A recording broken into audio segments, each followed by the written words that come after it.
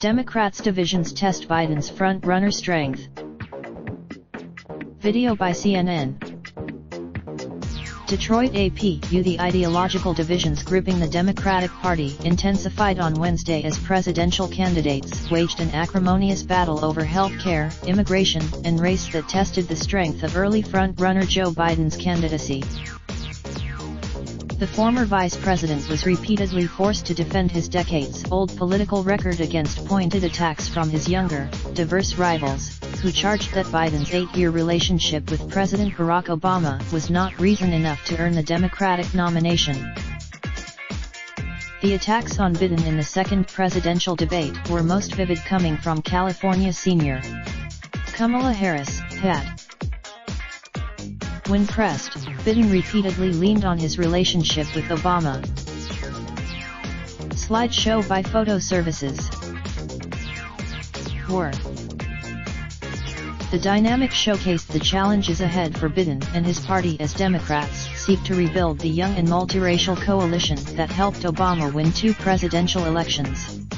Those differences were, but it was the discussion of race that marked an escalating rift shaping the Democratic primary. At the same time, Booker, who at times adopted the position of peacemaker, also took Biden to task over criminal justice issues and his role in passing a crime bill while a Delaware senator in the 1990s.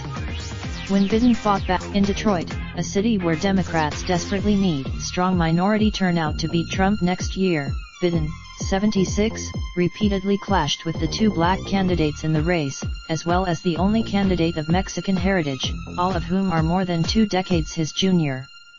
Biden emphasized, for Democrats, the internal fight, while common to almost every primary cycle, is one many would rather avoid, favoring instead a focus on defeating Trump.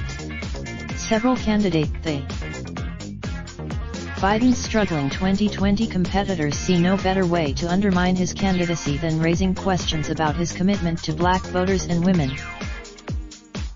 Anticipating a rough night, Biden greeted Harris on stage by quipping, "Go." She did not you, and he often responded in kind. Biden charged that Harris' health care plan would cost taxpayers $3 trillion even after 2 terms in office and would force middle-class taxes to go up, not down. He said that would put you. Harris slapped back that Biden was inaccurate. For the first time in the months-old Democratic contest, Harris faced pointed attacks on her plan to provide universal health care. Harris faced criticism, and she was also challenged for her record as a prosecutor and California's Attorney General, notably by Republican Tulsi Gabbard. There were also tense exchanges on immigration that pitted Biden against former Obama Housing Secretary Julian Castro, the only Latino candidate in the race. Biden suggested that some of his rivals favor immigration laws that are far too forgiving.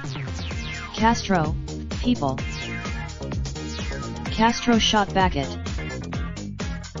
Biden did have a defender of sorts in senior Michael Bennet.